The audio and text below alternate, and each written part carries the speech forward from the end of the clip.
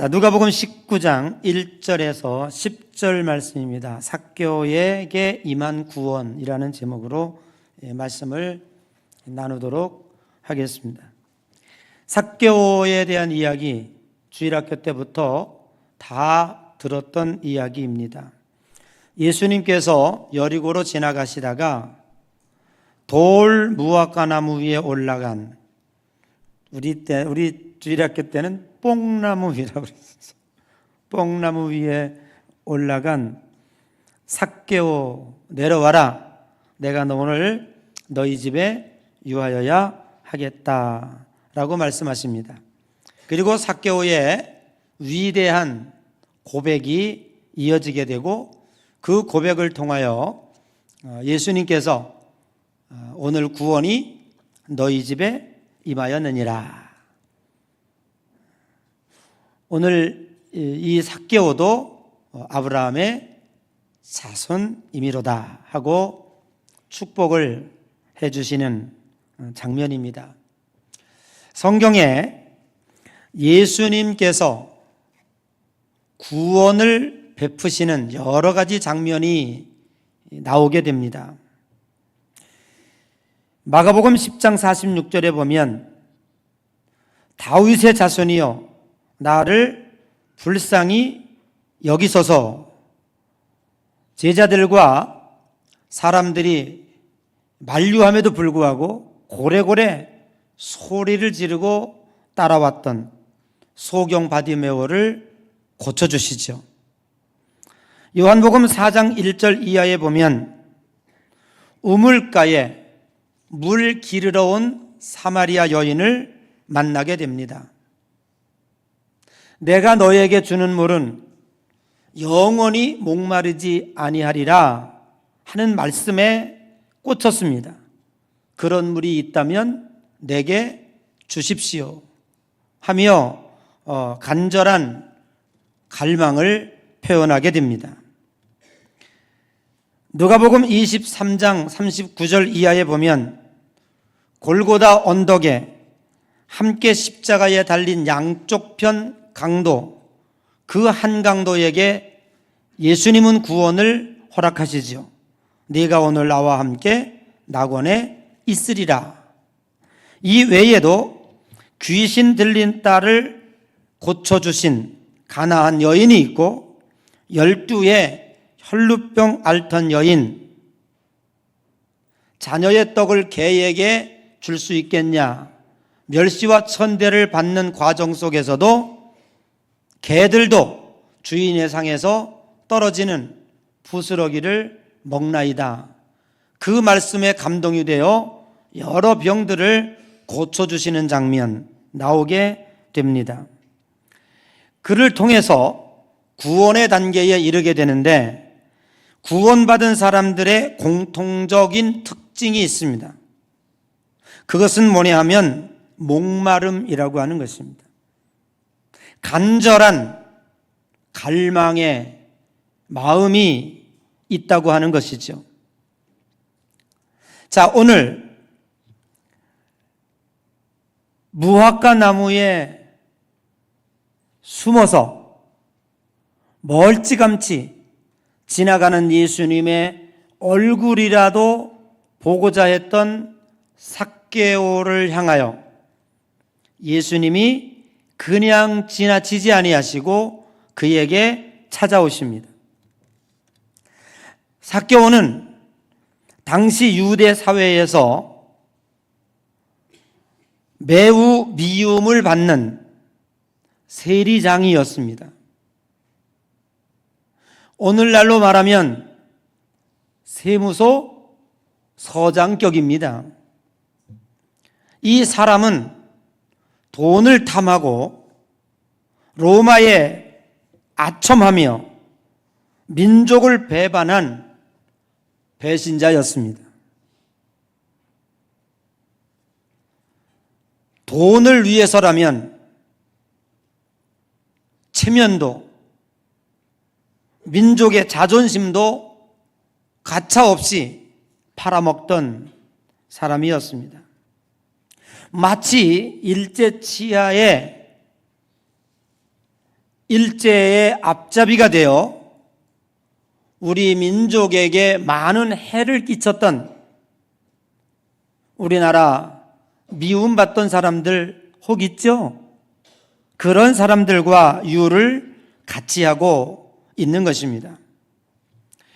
그럼에도 불구하고 당시의 슈퍼스타였던, 그렇게 소문이 났던 예수 그리스도께서 지금 여기에 지나가신다고 하는 소식을 들었습니다. 돈만 알던,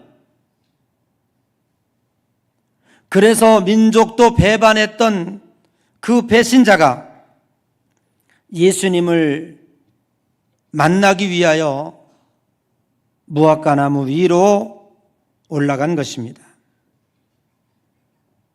불의한 방법으로 돈을 벌어 부자가 되었지만, 그리고 높은 자리에 올라가 있기는 했지만 결코 그는 인생에 만족함이 없었습니다. 그에게 찾아오는 그 허무감과 영혼의 갈증을 해결할 수가 없었습니다. 그래서 그는 무화과나무까지 올라갔던 것이고, 예수님에 대한 갈망이 그 속에 숨어져 있었던 것입니다. 사람들을 뚫고 가자니 사람들이 길을 내어줄리 만무했습니다. 키가 너무 작았다고 했는데 얼마나 작았는지 모르지만 그 군중 속에서는 예수님을 볼 수가 없었습니다. 그렇다고 하여 찾아온 이 기회를 놓칠 수가 없었습니다. 그래서 그는 무화과나무 위로 올라갔던 것이고, 어떻게 생각하면 그 돌무화과나무의 잎사귀는 넓고 커서 자신의 부끄러운 모습을 가리기에 충분했을 것입니다.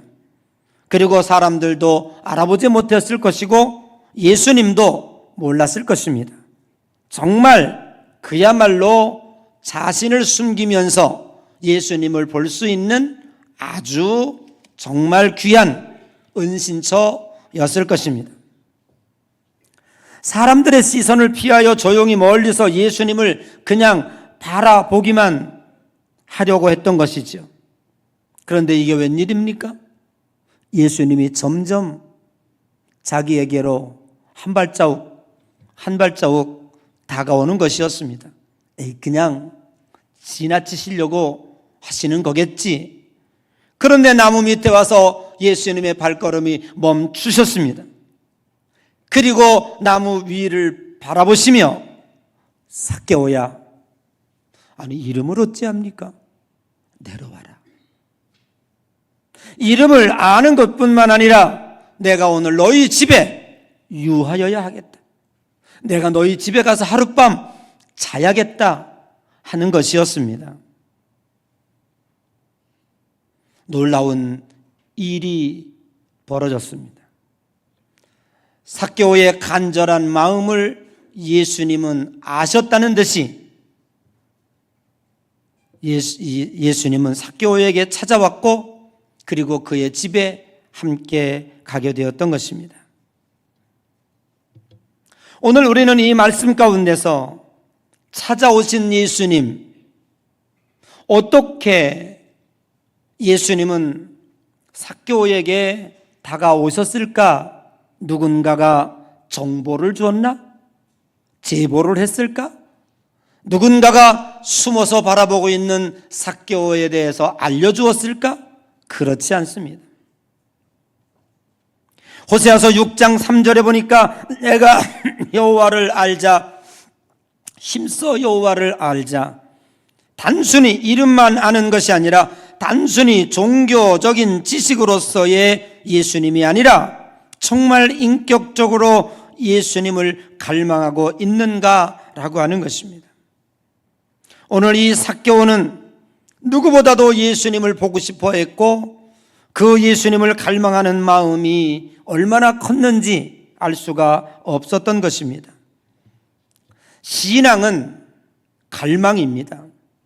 시편 63편 1절에 마른 땅이 물을 찾듯이 내 영혼이 주를 갈망하나이다 라고 말씀하고 있습니다. 우리는 참으로 지난 한 열흘 동안 힘들고 고통스러운 화마의 아픔을 경험하고 있습니다. 경북 의성 울주 그리고 그 외에 30곳에서 일어난 그 화재로 인하여 30명이 사망하고 3,000가구 이상의 집이 전소가 되고 수만 명이 이재민을 내는 이러한 고통스러운 것을 경험해야 했습니다. 얼마 전 텔레비에 얼마 오지도 않았어요.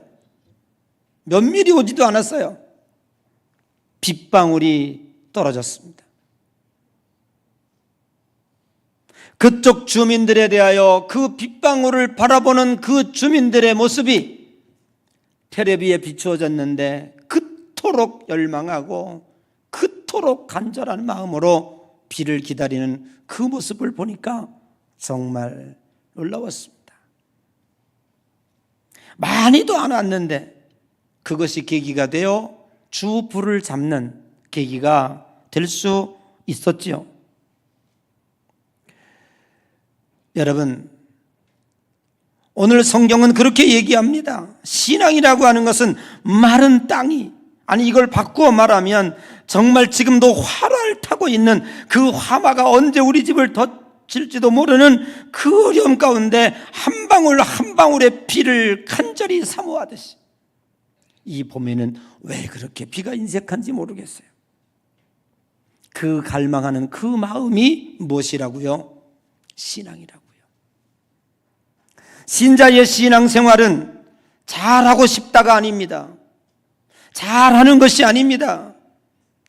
기독교의 신앙은 예수님 없으면 안 된다라고 하는 생각을 갖는 간절한 갈망입니다.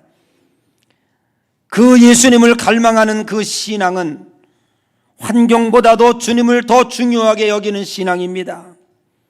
삭개오는 예수님을 만나는데 체면도 지위도 돈도 사람들의 따가운 시선도 문제가 되지를 않았습니다. 그리고 자신의 작은 키도 절대로 예수님의 앞으로 가는데 가로막지 못했다고 하는 사실이죠. 예수님에 대한 갈망은 곧 행동으로 드러나야 합니다. 요한복음 12장에 마리아가 값비싼 향유의 옥합을 깨뜨려서 예수님 발 아래 부었던 것도 예수님에 대한 갈망이 표현이었던 것입니다. 주님을 갈망하는 자는 어떤 수고도 마다하지 않습니다. 잠언서 8장 17절 이하에 보니까 나를 사랑하는 자들이 나의 사랑을 입으며, 뭐라고요? 나를 사랑하는 자들이 뭘 입으며? 나의 사랑을 입으며. 나를 간절히 찾는 자가 어떻게 한다고요? 나를 만나리라. 여러분, 우리가 주님을 만나는 것이 왜 그렇게 중요합니까? 우리는 주님을 만나면 해결됩니다. 주님을 만나면 우리의 문제가 다 해결이 된다고요. 1969년의 사건이라고 하죠. 그 CCC 대학생 선교회의 대부라고 할 수 있는 그 김중곤 목사님이 계시는데, 그분은 평생을 대학생들 전도하는데 몸을 바치신 분이에요. 그런데 이거 대학생들을 훈련시키고 그리고 다 대학으로 파송하고 제자화시키고 해야 되는데 훈련센터가 좀 필요한데 그 센터가 없었어요. 그래서 여기 둘러보는데 정동에 지금 정동에 땅이 하나 그의 눈에 들어왔습니다. 이 땅 참 좋다. 이 땅을 좀 어떻게 하나님께 드렸으면 좋겠다고 찾아봤는데 이게 웬일입니까? 이거는 일반 개인 땅이 아니에요. 구러시아 공관이 쓰던 땅이었어요. 이 땅을 어떻게 여기다가 건물을 지어서 장차 우리 한국 대학생들에게 복음을 전할까? 방법이 없었어요. 그래서 생각하기를 대통령을 만나자. 그때 당시 대통령이 박정희 대통령이었는데 누가 만나줘요? 청와대 가서 나 대통령은 만나고 싶습니다. No. 당신이 뭐야? 목사요. 가라고. 또 갔습니다. 또 만나달라고. 또 받고 맞았습니다. 또 갔습니다. 이러기를 수십 차례. 그래서 그런지 그것이 누구에게? 대통령에게 들려졌어요. 누구냐? 여기 저 김중건 목사라고 하는 사람이 그렇게 대통령님을 보고 싶어 한다고. 왜 그런지 한번 알아봐라. 다 알아봤겠죠. 그러다가 박정희 대통령이 잠깐 만나주겠다고 해서 들어갔습니다. 도대체 왜 그러시오? 왜 그렇게 나를 만나려고 그러시오? 김정은 목사님이 자초지종을 쫙 얘기를 했습니다.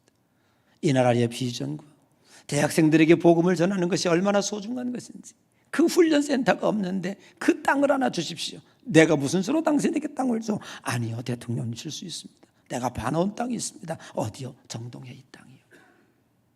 그리고 돌아갔습니다. 대통령이 다 알아보고 그 땅을 주었어요. 만나기가 어려운 거예요. 대통령을 만난다는 것은 이미 대통령은 이 사람의 소원을, 이 사람의 뭘 들어주겠다는 마음의 결심을 했던 거예요. 그리고 만나자고 한 것이죠. 대통령 만났는데 아무것도 안 들어주면 누가 대통령을 만나려고 그러겠어요. 만나기가 어려운 거지만 만나기만 하면 행해요.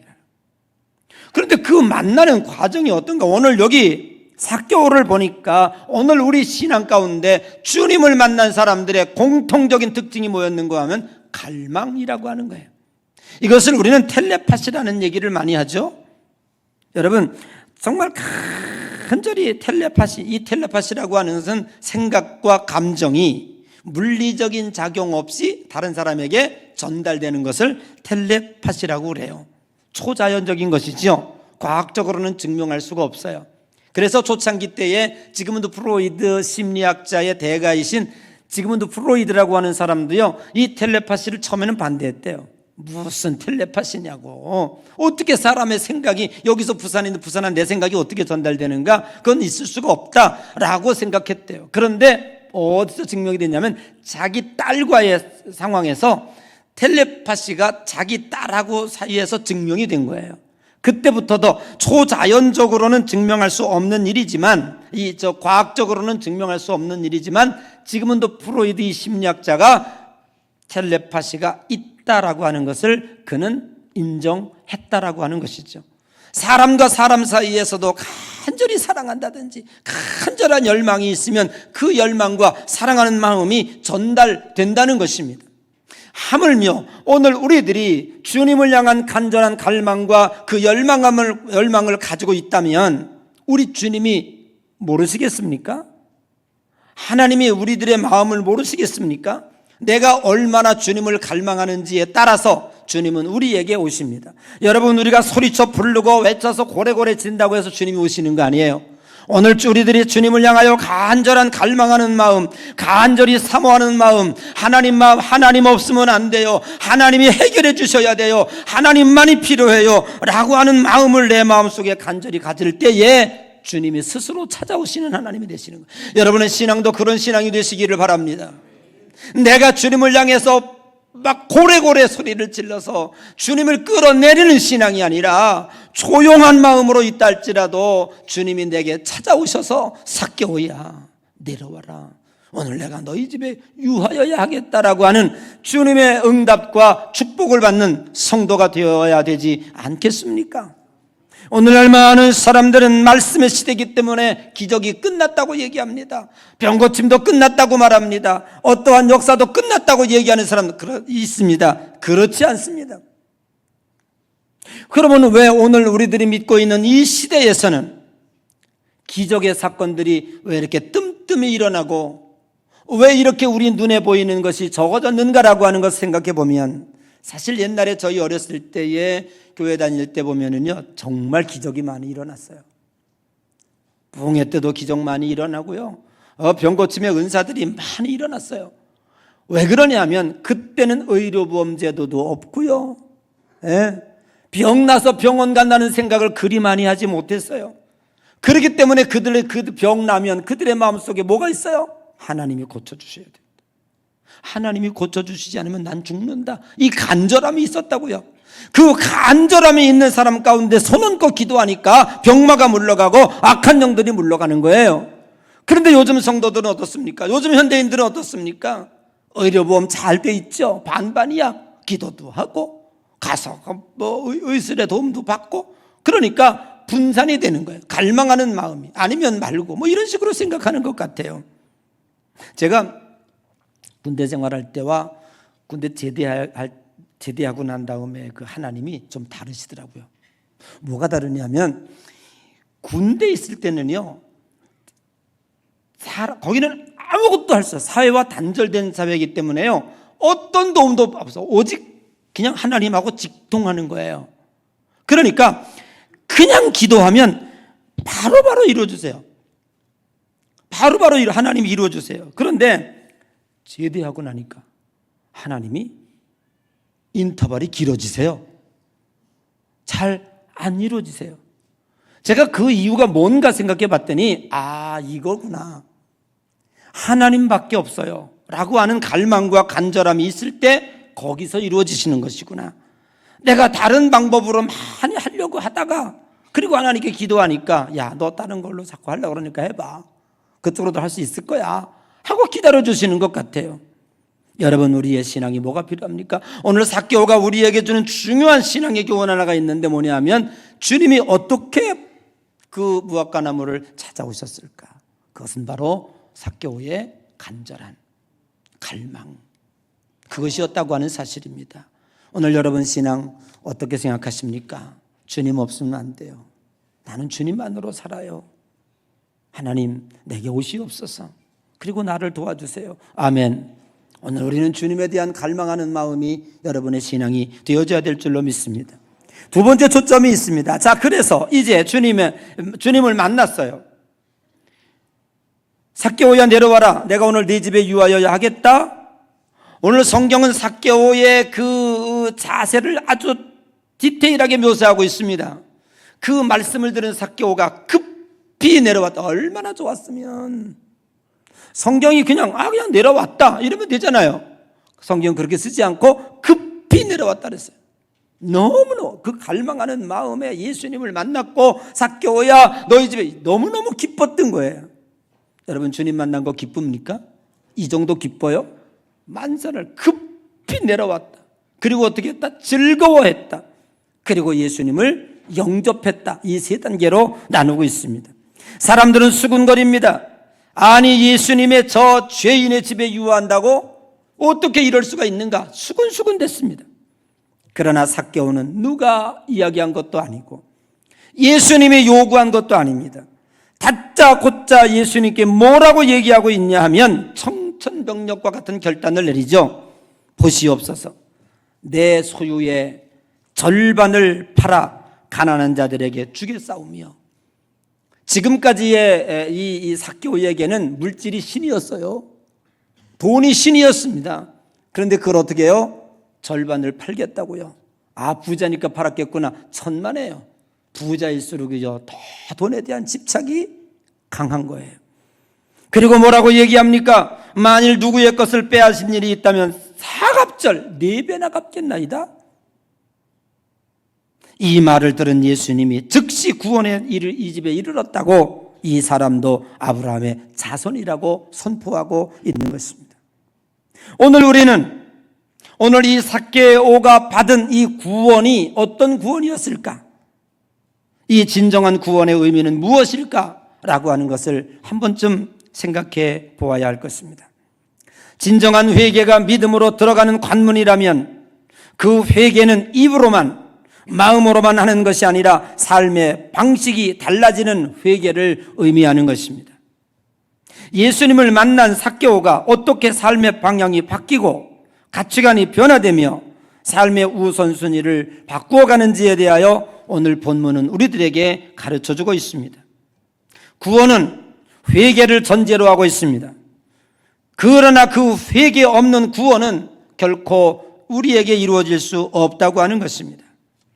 삭개오의 회개는 마음과 생각으로만 한 것이 아니라 삶의 실천으로 보여주었습니다. 탐욕이 변하여 나눔이 되었습니다. 내 소유의 절반을 팔아 가난한 자들에게 주겠다는 것이죠. 재물이 중심이던 삶이 이제는 하나님이 중심이 되었고, 이웃을 사랑하고 그리고 나누는 것을 삶의 모습으로 바꾸어 낸 것입니다. 속임수가 변하여 정의와 배상으로 바뀌었습니다. 속여서 빼앗은 것이 있다면 4배로 갚겠다고요. 불이하게 얻은 것을 철저히 회복과 배상으로 갚으려고 하는 그의 실천의 신앙이었습니다. 그래서 회개는 단순히 잘못했다 참회가 아닙니다. 히브리어로 회개는 슈브라고 하는 말이에요. 이 슈브는 방향을 바꾸다, 가는 길에서 돌아서다 라고 하는 뜻을 가지고 있습니다. 진정한 회개는 세상 중심의 축이 예수님 중심의 축으로 온전히 바꾸어지는 것입니다. 우리의 회개는 삶의 실천으로 그 열매를 보여야 합니다. 마태복음 7장 16절에 그들의 열매로 그들을 알지니라고 말씀하고 있습니다. 예수 믿기 전에는 내가 얼마나 나를 위해 살았는가, 그러나 이제는 어떻게 하면 하나님을 위하여, 이웃을 위하여 살 수 있을까? 예전에는 나에게 얼마나 이익이 되는 것인가, 그것이 나의 가치관이었다면 이제는 얼마나 하나님에게 기쁨이 될 수 있을까가 우리의 삶의 가치의 중심이 되어야 하는 것입니다. 결국 삭개오의 구원은 행하는 믿음이었습니다. 삭개오의 과감하고도 즉시 실천하는 믿음은 결국 구원의 축복을 받게 되었습니다. 그래서 우리는 믿음을 동전의 양면과 같다라고 말하는 것입니다. 마음으로 믿는 것이지만 그 믿음이 행함으로 나타나지 않는다면 야고보서 2장 17절 이하에 있는 것처럼 행함이 없는 믿음은 그 자체가 죽은 것이다 라고 하는 말씀입니다. 아브라함은 100세에 난 아들을 번제로 드림으로 그의 믿음을 보였습니다. 기생 라합이 목숨을 무릅쓰고 정탐꾼들을 숨겨줌으로 그들의 믿음을 보였습니다. 우리는 2025년의 표어를 믿음의 진보를 보이자라는 것으로 정했습니다. 입으로만 주여 주여 하는 신앙이 아니라 우리의 믿는 신앙이 삶의 실천으로 나타나는 것, 그리고 여러분들의 마음에 믿은 것들이 우리의 삶의 행동으로 이어지는 것, 이것이 바로 믿음의 진보일 것입니다. 과연 우리는 예수 그리스도를 믿고 어떤 삶의 변화를 일으키고 있는가? 다시 한번 우리의 신앙을 점검해 보아야 할 것입니다. 너희들이 입으로만 주여 주여 한다고 하여 천국에 들어가는 것이 아니라 하나님의 뜻대로 행하는 자라야 들어간다라고 말씀하고 있는 것입니다.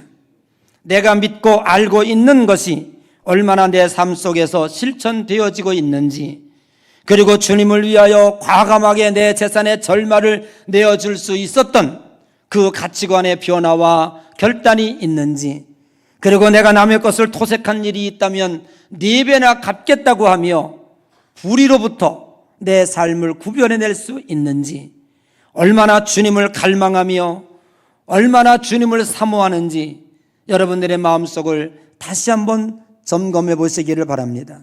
내가 고래고래 주님을 향하여 찾지 아니하여도 어느 날 주님이 나에게 찾아오셔서 내가 너에게 무엇을 해 주었으면 좋겠냐? 아무개야 내려와라. 내가 오늘 너희 집에 유하여야 하겠다. 오늘 구원이 이 집에 이르렀고 너도 아브라함의 자손이구나. 주님은 우리에게 간절히 사모하고 갈망한다면 우리 주님이 외면하고 그냥 지나치지 아니하시고 삭개오가 있는 돌무화과 나무 옆으로 찾아오셨던 것처럼 여러분의 삶의 주변에 찾아오실 줄로 믿습니다. 주님 만나면 됩니다. 주님 만나면 해결됩니다. 주님은 못할 것이 없습니다. 문제는 주님이 나에게 멀어져 가기 때문입니다. 왜 그리 멀어져 갈까요? 우리의 간절함이 없기 때문에 그렇습니다. 우리 주님은 인격적인 분이시고요, 질투하는 하나님이십니다.